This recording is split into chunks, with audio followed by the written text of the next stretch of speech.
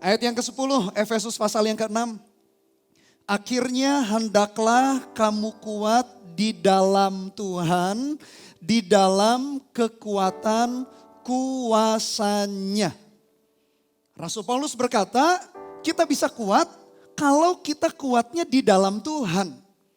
Kuat di dalam Tuhan adalah kunci kemenangan karena bergantung kepada Tuhan yang adalah sumber kekuatan yang tidak terbatas. Generasi muda boleh pandai, IQ kita boleh tinggi. Kita boleh punya koneksi. Kita boleh punya sumber daya tertentu dalam hidup kita. Kalian boleh kaya, boleh hebat, boleh punya segala sesuatu.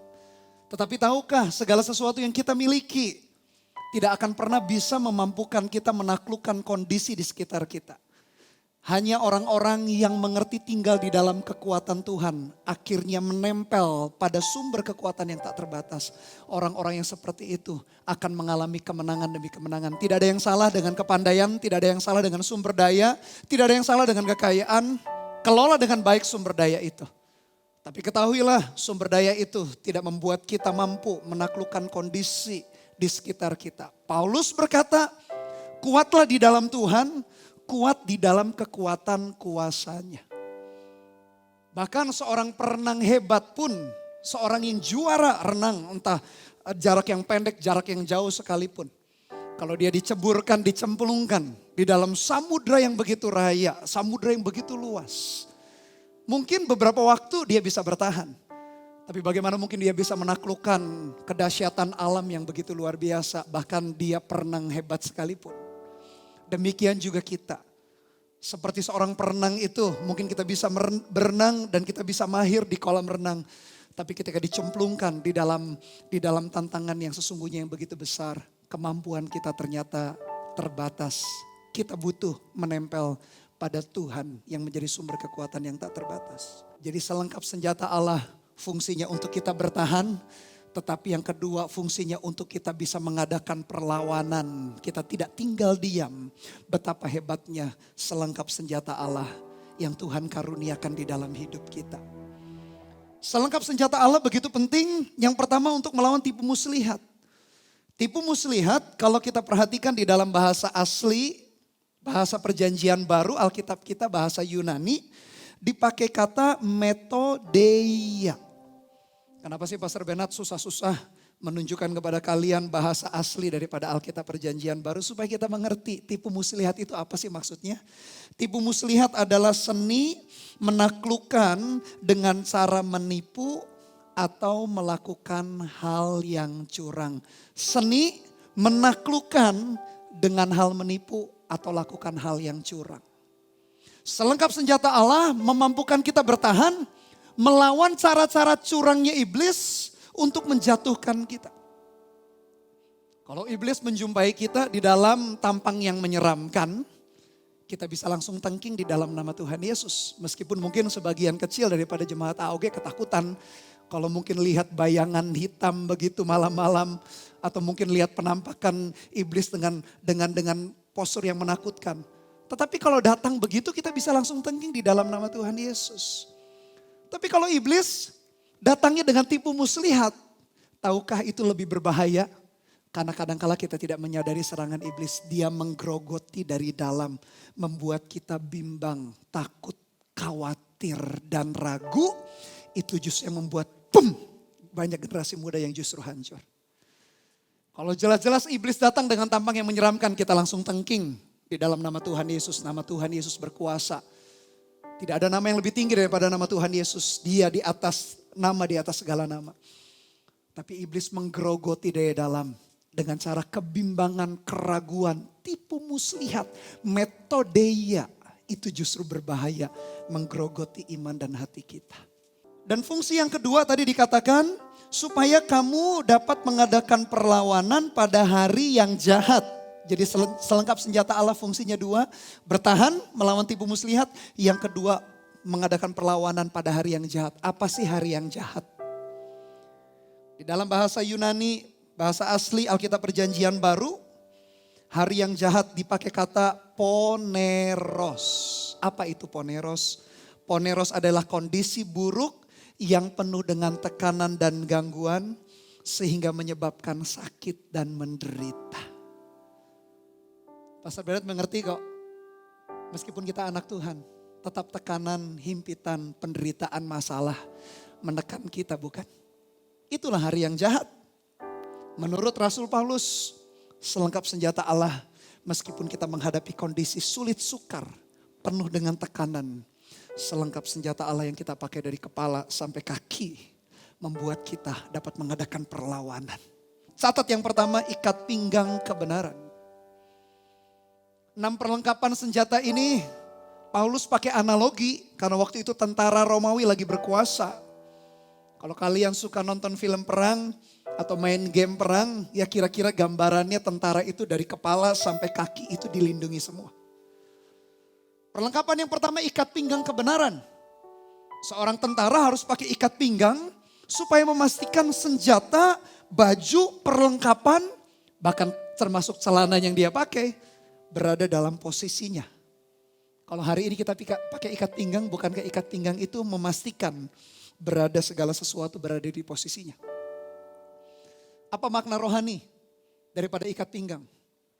Kebenaran seperti ikat pinggang yang memastikan segala sesuatu dalam hidup kita berada di dalam posisinya.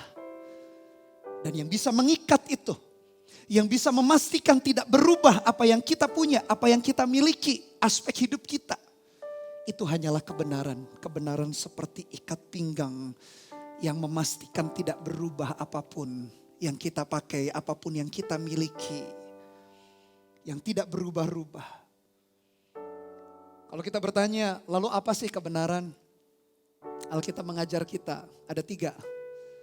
Yesus adalah jalan dan kebenaran. Yang kedua, firman-Ku katanya adalah kebenaran. Yang ketiga, Roh Kudus adalah roh kebenaran. Ya sebetulnya 3 itu juga satu sih. Tapi firman Tuhan mengajar kepada kita, apa sih kebenaran yang membuat hidup kita itu tidak tergoyahkan, yang membuat kita itu tidak goyah, tidak bimbang, dan semua berada di dalam posisinya. Ketika kita selalu belajar daripada teladan Tuhan Yesus Kristus. Karena ingat, Yesus adalah kebenaran. Di zaman-zaman ini kebenaran menjadi relatif. Kenapa relatif? Karena kebenaran sesuai sangat subjektif. Orang per orang bisa beda.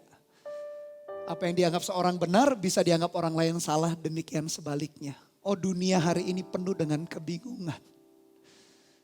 Dan kebenaran yang sejati berbicara mengenai Tuhan Yesus. Ikat pinggang itu yang memastikan kita kokoh berdiri. Perlengkapan yang kedua adalah baju sirah keadilan. Tentara Romawi atau seorang tentara memakai baju sirah untuk melindungi badannya. Karena di badan ini ada organ-organ dalam di baliknya yang sangat vital. Terutama yang namanya jantung. Apakah makna rohani kalau gitu baju sirah keadilan? Tahukah generasi muda keadilan itu seperti baju sirah yang melindungi bagian yang vital dalam hidup kita. Hidup manusia ditentukan oleh jantung, ya kan? Ketika jantung seseorang di rumah sakit, dia meninggal dunia. Jantung menentukan hidup mati secara fisik. Demikian yang namanya hati kita.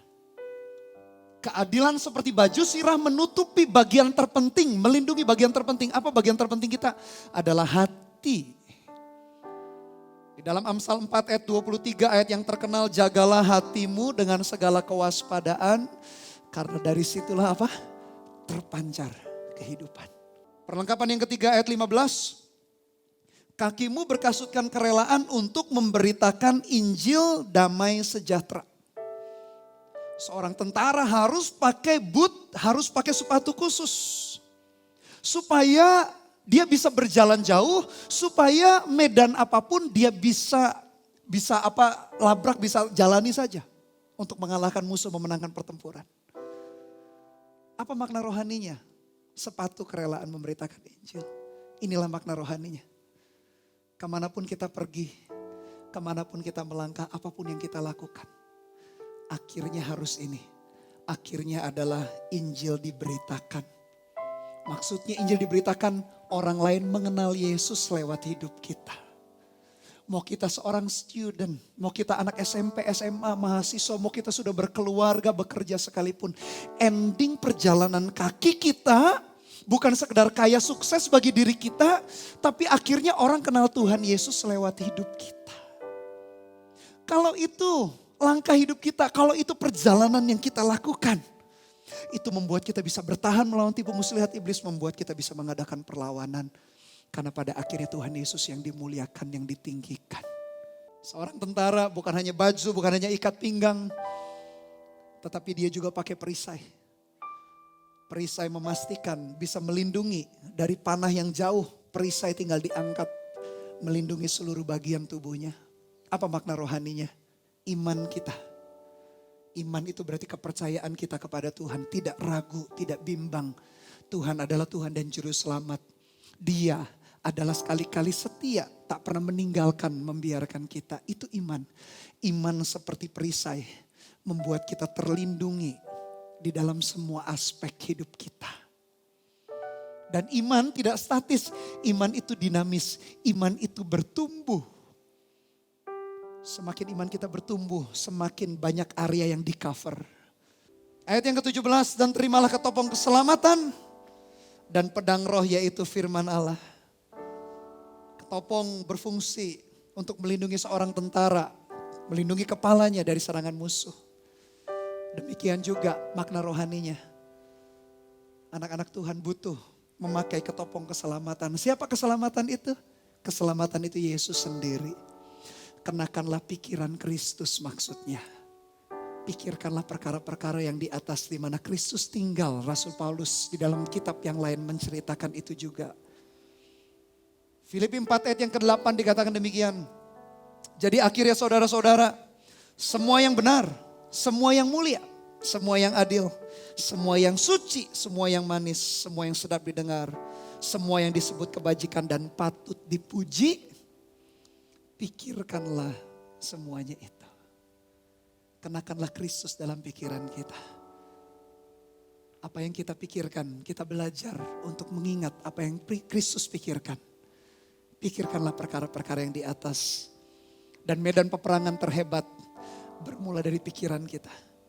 Kalau dalam pikiran kita mudah ditaklukkan, tinggal tunggu sebentar, tindakan kita pun akan menjadi tindakan yang kalah. Dan perlengkapan senjata yang terakhir, yaitu pedang roh, firman Allah. Seorang tentara diperlengkapi juga, seorang prajurit dengan pedang senjata untuk menyerang. Makna rohani firman Allah adalah pedang roh untuk menyerang dan bertahan. Masih ingat ketika Yesus dicobai oleh iblis 3 kali di padang gurun? Selesai berpuasa 40 hari 40 malam. Yesus berkata ada tertulis. Yang kedua Yesus berkata ada tertulis. Yang ketiga Yesus berkata ada tertulis. Seorang anak muda yang selalu bersekutu dengan firman.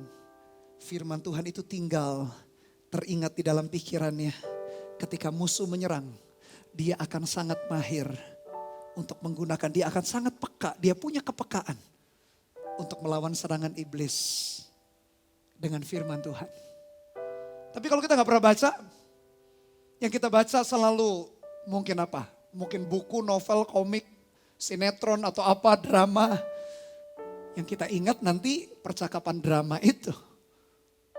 Karena kita gak pernah bersekutu dengan firman. Tapi kalau kita selalu bersekutu dengan firman, dikatakan Roh Kudus itu akan mengingatkan kita apa yang Tuhan sudah katakan. Dengan sangat peka kita bisa mengeluarkan firman itu.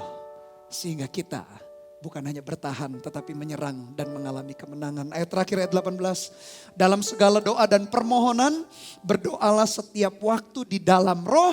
Rohnya besar, Roh Kudus berarti. Dan berjaga-jagalah di dalam doamu itu dengan permohonan yang tak putus-putusnya untuk segala orang kudus. Doa dan permohonan berbicara mengenai hubungan dengan Tuhan. Komunikasi yang tetap terjalin. Itu yang membuat kita menang. Dari selengkap senjata Allah, dalam Efesus 6 ada 3 aplikasi sederhana yang bisa dilakukan oleh generasi muda. Yang pertama, generasi muda kuatlah di dalam Tuhan. Kalian boleh pandai, boleh hebat, boleh sukses, boleh kaya, boleh berhasil. Jangan gantikan ketergantungan kita dengan Tuhan dengan semua pencapaian kita. Kita bisa kuat hanya di dalam Tuhan. Yang kedua, kenakan seluruh selengkap senjata Allah. Tadi ada 6. Ada ikat pinggang kebenaran, baju sirah keadilan, kasut kerelaan memberitakan Injil. Perisai iman, ketopong keselamatan, pedang roh. Pakai itu setiap hari. Dan yang terakhir, yang ketiga, berdoalah setiap waktu. Kalau itu yang kita lakukan, kita bisa mampu melewati situasi kondisi apapun. Bahkan seperti yang kita alami hari ini. Tak seorang pun anak muda akan kalah.